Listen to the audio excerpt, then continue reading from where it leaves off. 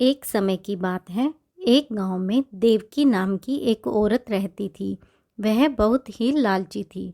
उसकी दो बेटियां थीं। एक का नाम हेमा और दूसरी का नाम गुड़िया था। हेमा बहुत ही दयालु और नेक दिल की लड़की थी, पर देवकी की छोटी बेटी बहुत ही आलसी और घमंडी थी। देवकी अपनी छोटी बेटी गुड़िया से बहुत प्यार करती थी, क्योंकि वह उसकी अपनी बेटी थी। वहीं हेमा उसकी सौतेली बेटी थी। वह उससे सारा घर का काम करवाती थी, उसके साथ नौकरों जैसा व्यवहार करती थी। जल्दी जल्दी काम कर, अभी तुझे खाना भी बनाना है। कपड़े धोने के लिए दिए थे, धोए कि नहीं? कपड़े मैंने धो दिए माँ। देवकी अपनी छोटी बेटी के पास जाती है और उससे कहती है, गुड़िया बेटी, तुमने अभी तक कुछ खाया कि नहीं? मैंने तेरे लिए बादाम भिगो कर रखे थे, उसे खा लो। हेमा खाना बनाने जाती हैं। खाना बनाते समय उससे थोड़ा खाना जल जाता है। उसे समझ नहीं आता कि वह क्या करे। वह सोचती है जाकर माँ से बता दे, आज खाना थोड़ा जल गया है। लेकिन उसे यह भी डर लगता है बताने पर कहीं उसकी पिटाई ना हो जाए।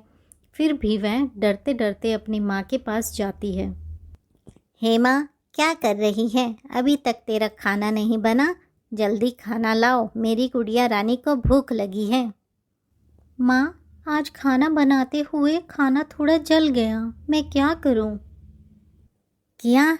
तूने सारा खाना जला दिया? यहाँ मेरी गुड़िया रानी कब से भूखी पड़ी है। जल्दी वापस जा और फिर से खाना बना। अगर इस बार खाना जला तो तेरी खैर नहीं।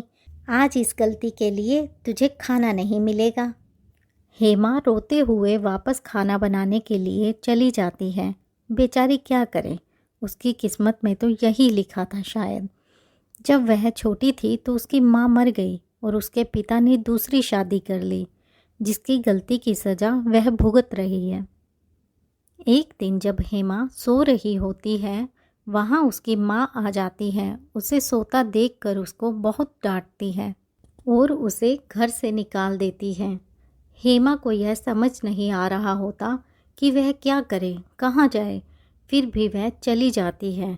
काफ़ी दूर जाने के बाद उसे एक घर दिखाई देता है। जब वह उस घर के अंदर जाती है तो एक बूढ़ा आदमी बैठा होता है और हेमा उसके पास जाकर बोलती है, बाबा जी, आपके यहाँ कोई काम मिलेगा? मैं घर का सारा काम जानती हूँ। घर की सफाई, झाड़ू पोछा सब कर दूंगी। बस मुझे यहाँ रहने के लिए थोड़ी सी जगह दे दीजिए। बूढ़ा आदमी बिना कुछ आपत्ति जताए उसे अपने घर में रख लेता है और उससे कहता है, देखो बेटी, तुम जब तक चाहो यहाँ रह सकती हो, लेकिन तुम्हें घर का सारा काम करना होगा। मुझे शिकायत का कोई मौका नहीं मिलना चाहिए। हेमा भी राजी हो जाती है। आखिर एक बेघर को रहने के लिए जगह ही तो चाहिए। हेमा घर का सारा काम करती है, कभी कोई काम नहीं छोड़ती। इससे वह बुजुर्ग इंसान बहुत खुश होता है। ऐसे ही कुछ दिन बीत जाते हैं। अब हेमा को अपने घर की याद आने लगती है। वह उस बुजुर्ग आदमी के पास जाकर कहती है, बाबा, मुझे अपने घर की याद आ रही है। मैं अब अपने घर जाना चाहती हूँ। क्या मैं अपने घर चली जाऊँ? अगर तुम जाना चाहती हो, बिल्कुल चली जाओ। मुझे कोई परेशानी नहीं है। अगर तुम्हें कोई दिक्कत होती है तो वापस यहीं चली आना। मैं तुम्हें फिर से यहाँ पर रख लूँगा। हेमा इससे बहुत खुश होती है। वह बुजुर्ग आदमी हेमा को एक कमरा दिखाता है जिसमें ढेर सारा सोना रखा होता है। वह हेमा से कहता है, तुमने जो इतने समय तक रहकर काम किया है, यह उसका फल है। तुम्हें जितना ज़रूरत हो उतना सोना लेकर चली जाओ। हेमा उसमें से जितना हो सकता था उतना सोना लेकर अपने घर के लिए निकल जाती है। हेमा जब अपने घर पहुंचती है तो उसके हाथों में ढेर सारा सोना होता है, जिसे देखकर उसकी माँ की आंखें खुल जाती हैं। वह हेमा से कहती है, बेटी हेमा, कहाँ चली गई थी तुम इतने दिनों तक? मैं तेरी माँ हूँ, क्या मैं तुझे डांट भी नहीं सकती? तुम्हें हमें छोड़कर नहीं जाना चाहिए था। हमने तुम्हें बहुत याद किया। हेमा, ये इतना सोना कहाँ से लेकर आई हो? कोई सोने की खदान मिल गई थी क्या तुम्हें? माँ, मैं जब यहाँ से गई थी तो काफ़ी दूर जाने के बाद मुझको एक बड़ा घर मिला जहाँ पर एक बुज़ुर्ग बाबा रहते थे। मैंने उनके घर का सारा काम किया। उन्होंने मुझे खुश होकर ये ढेर सारा सोना दिया है। देवकी ने हेमा की सारी बातें सुनी और मन ही मन में प्लान बनाया कि क्यों ना मैं गुड़िया को और वहाँ भेज दूँ। वो वहाँ जाकर इससे भी ज़्यादा सोना लेकर आएगी। देवकी फिर कुछ दिनों में अपनी छोटी बेटी गुड़िया को सब कुछ समझा बुझाकर वहाँ भेज देती है। जब गुड़िया उस बुजुर्ग के घर पहुँचती है तो उससे कहती है, बाबा जी, आपके यहाँ कोई काम मिलेगा? मैं घर का सारा काम जानती हूँ। घर की सफाई, झाड़ू पोछा सब कर दूँगी। बस मुझे यहाँ रहने के लिए थोड़ी सी जगह दे दीजिए।